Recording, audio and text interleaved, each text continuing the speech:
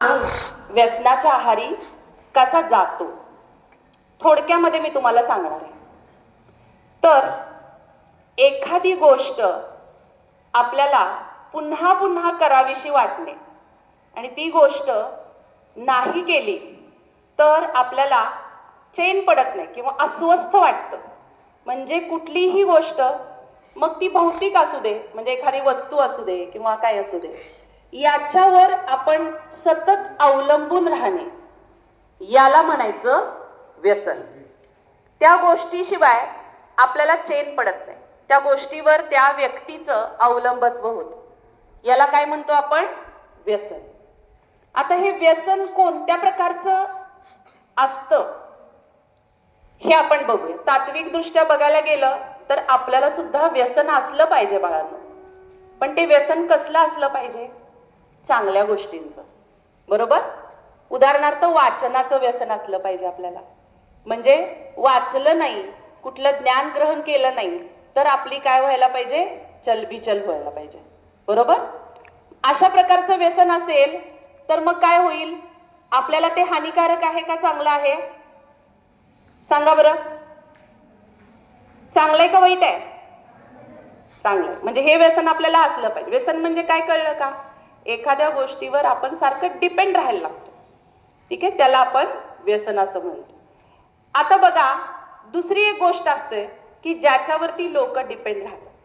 तर व्यसनाचे प्रकार कोणते तुम्हाला माहिती आहे? व्यसन म्हणजे काय काय काय कुठल्या गोष्टीचं लोकांना व्यसन असतं? कुणाला येत असेल तर हात वर करून सांगा. कुठल्या कुठल्या गोष्टींचं व्यसन असतं लोकांना? सगळ्यांना माहिती आहे. सांगा, बोलायचंय फक्त. बरोबर? उभा रे बाळा, सांग.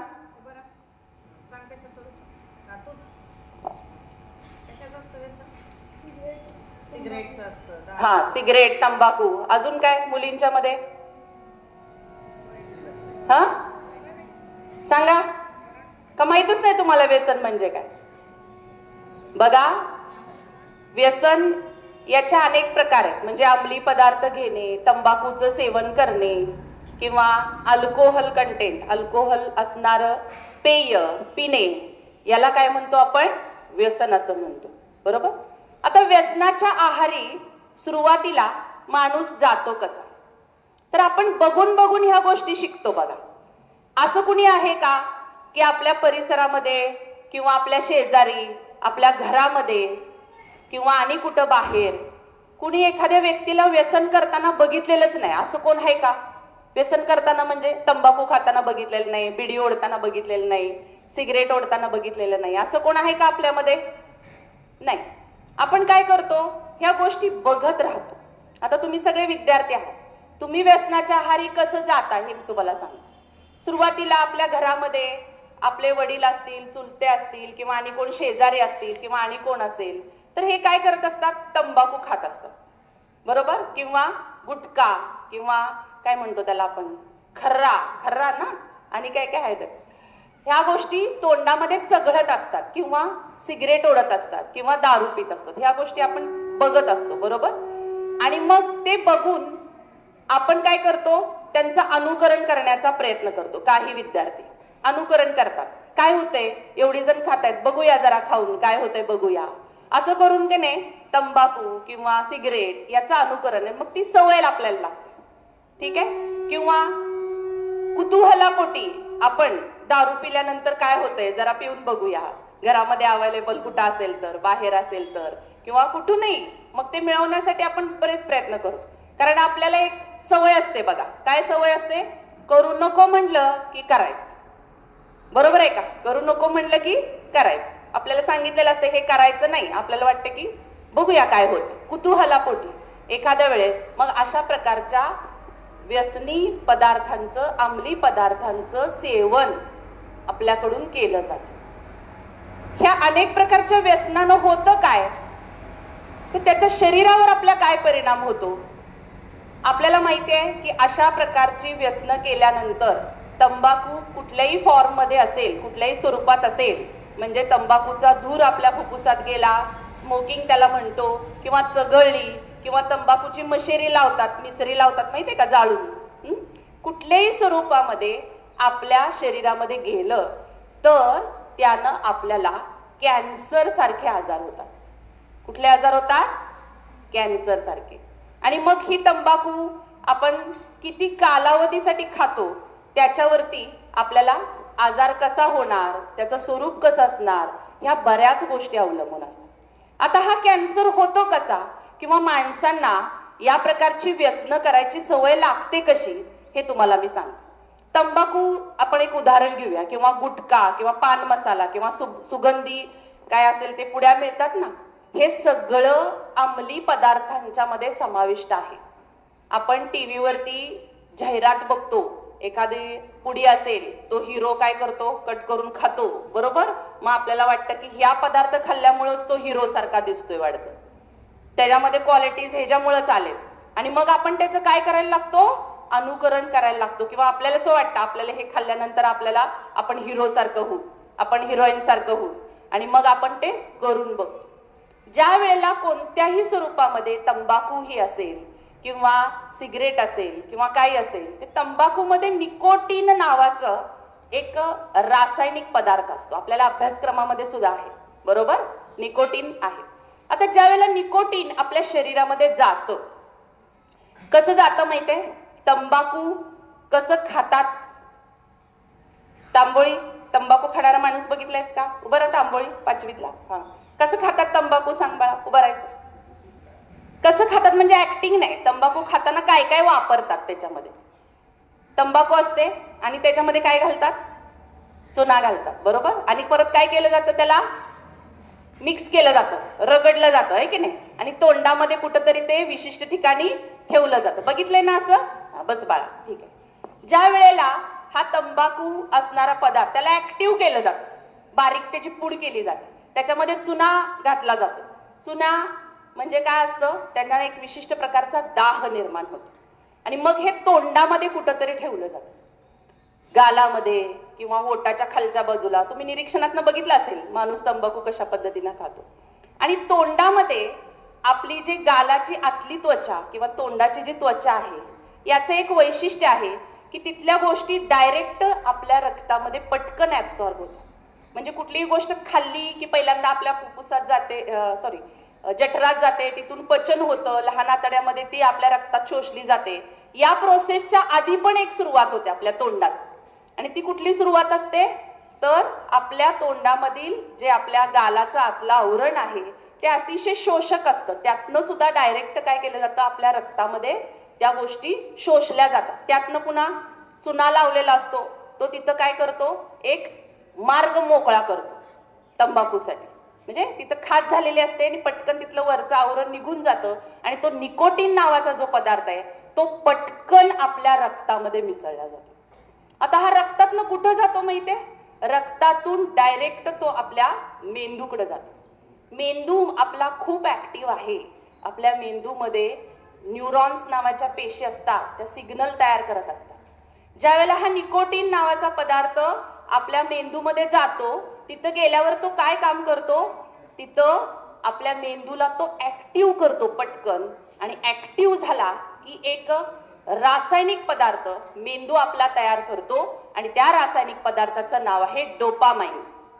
त्याचं नाव काय आहे? डोपामाइन. डोपामाइन नावाचं संप्रेरक हार्मोन्स आपल्या मेंदूमध्ये स्त्रवतो. आणि हे डोपामाइनचं वैशिष्ट्य काय आहे? जेव्हा डोपामाइन तयार होतं आपल्या मेंदूमध्ये तर सगळीकडं, त्यावेळेला आपल्याला खूप आनंद होतो, सुखद अनुभव असतो. आता उदाहरणादाखल तुम्हाला आता मी अनाऊन्स केलं, चला सगळ्यांना आज एक एक आईस्क्रीम मिळणार आहे. आईस्क्रीम मिळणार आहे म्हणले की तुम्हाला आनंद झाला की नाही, बरोबर. तर तुमच्या आवडचा पदार्थ आहे, तुम्ही आईस्क्रीम खाला किंवा कुठली आवडती वस्तू तुम्ही खाल्लं की तुम्हाला काय वाटतं? छान वाटतं ना सगळ्यांना. छान का छान वाटतं? कारण तो पदार्थ आपल्या शरीरामध्ये गेला की मेंदू आपल्या शरीरामध्ये डोपामाइन तयार करतो आणि एक सुखद अनुभव, छान छान वाटतं. सुखद अनुभव म्हणजे कसा? उदाहरणार्थ तुम्हाला उन्हाळ्याचे दिवस आहेत, खूप तहान लागलेले आणि खूप तहान लागली खरं तुम्हाला तासभर पाणीच दिलं नाही, खूप तहान लागले. तुम्ही काय केलं, परत तासानंतर तुम्हाला पाणी दिलं, उन्हातनं फिरून आलाय तर पाणी पिल्यानंतर तुम्हाला कसं वाटेल? छान वाटतं. तशा प्रकारचा अनुभव त्या व्यक्तीला होतो डोपामाइन तयार केल्यामुळे. परंतु हे डोपामाइन थोड्या वेळाकरता काम करतं. लक्षात आलं? त्याची एक विशिष्ट लेवल पातळी ज्या वेळेला कमी होते आपल्या रक्तामधून, त्यावेळेला पुन्हा आपला मेंदू डिमांड करायला लागतो, पुन्हा डोपामाइन तयार व्हावं, पुन्हा डोपामाइन तयार व्हावं. पण ते डोपामाइन मनानं तयार होते का? तयार होत नाही. त्याला ऍक्टिव्ह करण्यासाठी पुन्हा काय वाटतं? त्याला ते निकोटीन शरीरात जाणं आवश्यक असतं. सिगरेट ओढताना सुद्धा हेच होतं. निकोटीनचा जो धूर आहे ज्या वेळेला आपण आपल्या फुफ्फुसामध्ये घेतो आणि फुफ्फुसातून जेव्हा आपल्या रक्तामध्ये जातो त्यावेळेला पुन्हा काय होतं? ते निकोटीन ऍक्टिव्ह होतं आणि पुन्हा आपल्याला डोपामाइन तयार झाल्यामुळे छान होतं. थोड्या वेळानंतर पुन्हा डोपामाइनची पातळी कमी झाली की मग आपली बॉडी, शरीर आपल्याला डिमांड करायला लागते की मला अजून पाहिजे, तो सुखद अनुभव अजून पाहिजे. मग तो मिळवण्यासाठी पुन्हा तो व्यक्ती काय करतो? पुन्हा तंबाखू खातो आणि हे सत्र चालू राहतं. लक्षात आलं? आणि व्यसनाच्या आहारी गेलेली व्यक्ती जी आहे, सुरुवातीला आपल्याला म्हणजे ट्रायल म्हणून केलेलं जी गोष्ट असते त्याची शरीराला इतकी सवय होते की त्याचे घातक परिणाम शरीरावरती दिसायला लागतात. सवयच होऊन जाते. एखादा व्यक्ती दिवसातून 10 वेळा, 15 वेळा, 20 वेळा एखादे काय खात असतो? तंबाखू खात असतो. किंवा दारू पिणाऱ्यांचं सुद्धा आहे, मज्जा संस्थेवर सुद्धा तसाच परिणाम होतो. आणि मग एकदा मज्जा संस्थेवरती अल्कोहोल आपल्या शरीरामध्ये गेलं की पुन्हा डोपामाइन तयार होतं आणि त्या व्यक्तीला काय होतं? सुखद अनुभव होतो. परंतु हा सुखद अनुभव किती काळासाठी असतो? अगदी थोड्या वेळासाठी. आणि त्या व्यक्तीला त्याची सवय होत राहते. तुम्ही बघितले का? एखाद्या व्यक्तीला तंबाखू खाणारा असेल तर त्याला तंबाखू मिळाली नाही, तो गुटखा मिळाला नाही तर तो काय वाटेल ते करतो त्याच्यासाठी. अगदी अनोळखी माणूस असेल त्याला सुद्धा थांबवतो. थांब तुझ्याकडे आहे का तंबाखू? मला जरा दे. आणि तो खातोच, कारण त्याचं शरीर त्याला त्याची डिमांड करत असतं की मला आता निकोटीन पाहिजे, मला निकोटीन पाहिजे. कारण निकोटीन शरीरात गेल्याशिवाय डोपामाइन तयार होत नाही. आणि ते जर तयार झालं नाही तर मग त्याच्या शरीरावर त्याचे घातक परिणाम, त्याला अस्वस्थ होतं, त्याचे हात थरथरायला लागतात, शरीराला त्याची सवय होते. हे इतकं घातक आहे बघा. आणि त्याचं पर्यावसन कशामध्ये होतं? कॅन्सर सारख्या आजारामध्ये होतं. तंबाखू खाऊन खाऊन त्याच्या गालामध्ये, तोंडामध्ये चट्टे निर्माण झालेला असतात. एक गेटपासच तयार करून दिलेला असतो त्यांनी. तिथं एक व्रण तयार झालेला असतो. त्यातनं लगेच ते निकोटीन काय होतंय? शरीरामध्ये जाते. आणि मग ते सुरुवातीला त्याच्या शरीरामध्ये आपण सगळेजण आहोत बरं का बाळांनो, आपल्या शरीरामध्ये सगळ्यांच्या कॅन्सरच्या सेल आहेत. कुठेतरी एखादी कॅन्सरची पेशी असते, पण ती सुप्त अवस्थेमध्ये असते. ज्या वेळेला व्यक्ती अशा प्रकारचं व्यसन करतात किंवा योग्य आहार घेत नाहीत, त्यांचा डाएट चांगला नसतो, त्यांना सवयी चांगल्या नसतात किंवा कुठल्याही प्रकारचा स्ट्रेस घेतात, त्यावेळेला यातली कॅन्सरची पेशी ही काय होते? ऍक्टिव्ह होते. व्यसनी लोकांची पटकन ऍक्टिव्ह होते. आणि मग ती कॅन्सरची पेशी ऍक्टिव्ह झाल्या की त्याचा ट्यूमर, अर्बुद तयार होतो आणि त्या व्यक्तीला कॅन्सर होतो. हळूहळू जर तंबाखू, गुटखा किंवा आणि काय खर्रा खाणारे व्यक्ती जे आहेत त्यांचं तोंड, त्यांना बोलता सुद्धा नीट येत नाही बघा. बरोबर आहे? कायम तोंडात काहीतरी तोबरा धरलेला असतो आणि काहीतरीच आपलं बोलत असतात. बरोबर आहे की नाही? हळूहळू त्यांचं तोंड जे आहे ते उघडणं कमी होतं. आपण कसं मोठा आ करतो तसं त्यांना तोंड उघडता येत नाही. तिथं कॅन्सरच्या पेशी ऍक्टिव्ह झालेल्या असतात. आता हे किती वेळासाठी ऍक्टिव्ह, किती कालावधीमध्ये होणार? म्हणजे तुम्ही 5 वर्ष तंबाखू खाताय, 10 वर्ष खाताय, का 1 महिना झालं खाताय, का आणि 50 वर्ष खाताय, हे बऱ्याच गोष्टींवर अवलंबून आहे. पण कॅन्सरच्या पेशी ऍक्टिव्ह होतात आणि त्या व्यक्तीला तोंडाचा कर्करोग, श्वसनाचा कर्करोग, घशाचा कर्करोग किंवा आतड्याचा कर्करोग, वेगवेगळ्या प्रकारचा कॅन्सर होतो. आणि कॅन्सर जर लवकर डिटेक्ट झाला नाही तर मात्र त्यातून रिकवर होणं, बरं होणं हे अतिशय अवघड असतं. म्हणजे आपलं जे मन आहे ते आपलं मन आपण ताब्यात ठेवायला पाहिजे. आता व्यसनी लोकांच्या मनाला कोण ताब्यात ठेवत असतं? निकोटीन ताब्यात ठेवत असतं. एखादी तंबाखू किंवा एखादं काय म्हणतो दारू, या गोष्टी त्या व्यक्तीला ताब्यात ठेवत असतात. आणि मग आपण पृथ्वी तलावरचे सगळ्यात हुशार मानले जाणारे जीव आणि अशा हुशार व्यक्तीला जर एखादी काय म्हणतो आपण अजैविक गोष्ट, अजैविकच आहे ना ती गोष्ट, जर कंट्रोल करत असेल तर मग हे योग्य आहे का बाळांनो? बरोबर आहे का? आणि त्यामुळं आपण सर्वांनी अशा प्रकारच्या घातक व्यसनांपासून दूर राहिलं पाहिजे. कुठल्याही प्रकारचं व्यसन आपण करता कामा नये. कुठल्याही प्रकारचं ट्रायल म्हणून सुद्धा आपल्याला ते करायचं नाही. कारण एकदा दोनदा जर आपण त्याची चव घेतली तर आपलं शरीरच असं बनलेलं आहे की त्याची डिमांड, ते मागणी करत राहतं आणि मग सतत आणि सतत आपल्याला ती गोष्ट खावीशी वाटते, सिगरेट ओढावीशी वाटते, दारू प्यावीशी वाटते. आणि मग हे जे व्यसन आहे, व्यसन सुरुवातीला म्हणजे चैन म्हणून, मजा म्हणून केलं जातं, परंतु तो एक आजार होऊन बसतो. तो एक आजार आहे. व्यसनी माणूस हा मनाने आजारी असतो. कारण त्याला कंट्रोल करणारी कुठली गोष्ट आहे? एक छोटीशी गोष्ट आहे ज्याच्याशिवाय तो राहू शकत नाही. आणि मग व्यसनाचं पर्यावसन आजारात होण्यापूर्वीच आपण त्याच्यापासून बाजूला झालं पाहिजे. कारण मग एकदा आजार झाला की मग त्याच्यावर उपचार करावे लागतात. आजारामधून बाहेर येणं तितकंच अवघड असतं. म्हणजे शारीरिक, मानसिक, सामाजिक सगळ्या दृष्टिकोनातून त्या व्यक्तीची हेटाळणी केली जाते. आपल्याला आवडतो का व्यसन करणारा व्यक्ती? आवडतो का? दारू पिणारा काय अवस्था झालेली असते त्याची, किंवा सिगरेट ओढणारा, त्या तोंडाचा जवळ सुद्धा जाऊ वाटत नाही त्याच्या. बरोबर?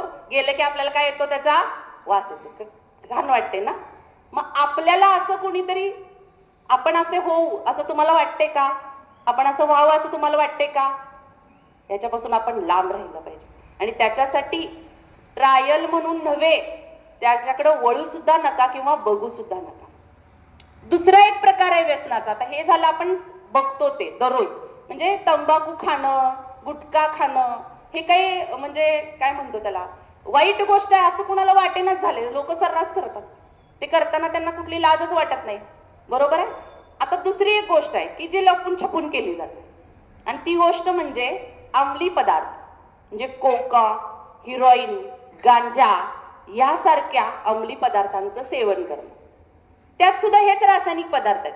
ते वेगवेगळ्या मार्गानं शरीरामध्ये घेतले जातात. नाकातून ओढले जातात, तोंडात घेतले जातात, इंजेक्शनद्वारे घेतले जातात. ते एकदा आपल्या रक्तात गेला की पुन्हा हीच प्रोसेस तयार होते. आपल्या मेंदूला बधीर करणे आणि अशा प्रकारची सवय शरीराला लागते.